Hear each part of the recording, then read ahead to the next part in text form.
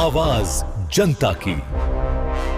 न सिर्फ एक एक कैमरे बल्कि एक एक कैंडिडेट्स की भी गतिविधियों पर इस पर निगरानी रखें। ऑनलाइन परीक्षा के संचालन क्रम में जो भी शिकायतें प्राप्त होती हैं, उन शिकायतों को दूर करने के लिए यह सरकारी व्यवस्था के अंतर्गत इस प्रकार की व्यवस्था की जाए। 11,000 कंप्यूटर्स लगाए गए हैं ऑनलाइन परीक्षा केंद्र के लिए, और इन 11,000 कंप्यूटर में एक सिटिंग में परीक्षा ऑलरेडी आयोजित की जा रही है। क्षमता विस्तार के बाद 10,000 कंप्यूटर और लगाए जाएंगे और कुल मिला के 21,000 कंप्यूटर्स बिहार विद्यालय परीक्षा समिति के परीक्षा केंद्रों पर, मतलब जितने कैंडिडेट रहेंगे उतने कंप्यूटर आप लगा रहे हैं। बिल्कुल। और इसका मूल कारण यह है कि जो प्राइवेट परीक्षा केंद्रों में ऑनलाइन परीक्षा के संचालन क्रम में जो भी शिकायतें प्राप्त होती हैं, उन शिकायतों को दूर करने के लिए यह सरकारी व्यवस्था के अंतर्गत इस प्रकार की व्यवस्था की जा रही है। कब से ये सेंट्रलाइज, जब से आप पूरे बिहार की परीक्षा जो है, अगर प्रतियोगी परीक्षा हो या एकेडमिक हो, कब से ऐसी व्यवस्था आप लागू कर रहे हैं कि बाबू परीक्षा भवन में?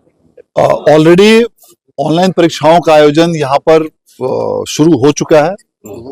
25 सितंबर 2025 से यहाँ पर ऑनलाइन परीक्षाओं का आयोजन यहाँ पर किया जा रहा है, और राज्य के अन्य 9 प्रमंडलों में भी इस प्रकार की परीक्षाएं आयोजित की जा रही हैं। अब क्षमता वृद्धि का लक्ष्य इसी वर्ष 2026 में रखा गया है, जिसमें कि हम लोग का यह टारगेट है कि 2026 में 10,000 और भी कंप्यूटर्स लगाकर कुल 21,000 एक सिटिंग में हम लोग परीक्षा ले सकें, ताकि एक दिन में कम से कम 40,000 विद्यार्थियों की 2 सिटिंग में परीक्षा। यहाँ हम देख रहे हैं कि ये पूरे जो सीसीटीवी फुटेज दिख रहे हैं, ये कंट्रोल कमांड सेंटर बनाया गया है, कितनी बड़ी तैयारी है? कंट्रोल कमांड सेंटर एक हमारा बहुत ही महत्वपूर्ण अंग है पूरी परीक्षा व्यवस्था का, क्योंकि यह देश का सबसे बड़ा परीक्षा है, इसलिए काफी बड़े क्षेत्र में फैला हुआ है। माननीय मुख्यमंत्री महोदय द्वारा इस परीक्षा परिसर का उद्घाटन किया गया था, और उसके पश्चात कई परीक्षाएं यहाँ पर ली गई हैं।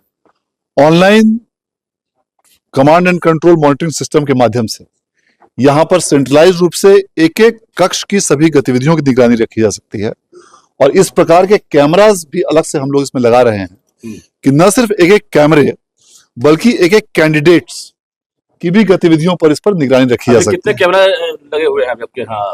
अलग अलग कक्षों में अलग अलग क्षमता के कैमरे लगाए गए हैं, और उसमें और भी अधिक वृद्धि इसमें की जा रही है।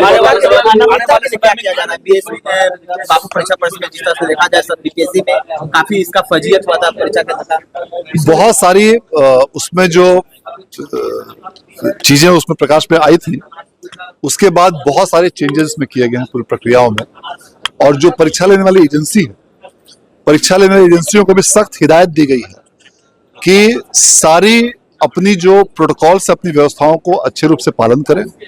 ऐसा देखा गया है कि परीक्षा लेने वाली एजेंसी के स्तर पर कई प्रकार की कुछ कमियों की वजह से कभी कभी शिकायतें प्राप्त होती हैं, तो उन शिकायतों को दूर करने के लिए कई तरह की कार्रवाई की गई है, और उसके बाद यहाँ पर लगातार ऑफलाइन रूप से परीक्षाओं का आयोजन किया जा रहा है। इनफैक्ट अभी इस वर्ष यूपीएससी मेंस, जो सिविल सर्विस परीक्षा, जो देश की एक तरह से सबसे प्रेस्टिजियस परीक्षा मानी जाती है, यूपीएससी मेंस, जिसमें कि आईएएस आईपीएस और अन्य सर्विसेज के लिए जिसमें कि चयन होता है, उस परीक्षा का भी यहाँ पे आयोजन बहुत सफलतापूर्वक किया गया।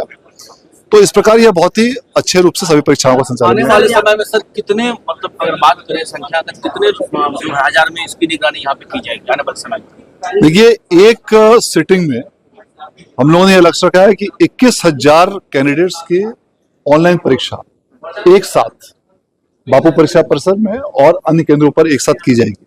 अर्थात यदि एक दिन में हम लोग 2 सिटिंग या 3 सिटिंग करते हैं, तो 40,000 या 60,000 कैंडिडेट्स की परीक्षा प्रतिदिन ऑनलाइन रूप से ली जा सकती है, जो आज भी के समय में एक बहुत बड़ी चुनौती और मुश्किल है, क्योंकि राज्य सरकार के अपने परीक्षा केंद्र ऑनलाइन कम होने की वजह से जो प्राइवेट केंद्रों में परीक्षाएं आयोजित की जाती हैं, उसको अब धीरे धीरे उसकी निर्भरता कम करने का प्रयास किया जा रहा है। सर, एक तो सवाल है कि बिहार बोर्ड के भी एग्जाम इसमें लिए जाएंगे, 10th का भी एग्जाम होंगे इसमें?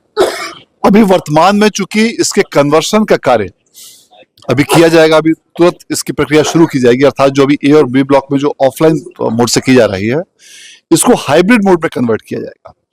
हाइब्रिड मोड का मतलब हुआ कि उसी केंद्र पर, उसी रूम में कंप्यूटर्स के साथ भी ऑनलाइन परीक्षा ली जा सकती है, और कंप्यूटर्स हटाने के बाद उसको ऑफलाइन भी परीक्षा उसी रूम में ली जा सकती है। तो हाइब्रिड मोड में कन्वर्ट करने के कार्य में कुछ समय लगेगा, इसलिए इस वर्ष की तो मैट्रिक और इंटर की परीक्षा नहीं हो पाएगी, बट अगले वर्ष से निश्चित रूप से की जाएगी।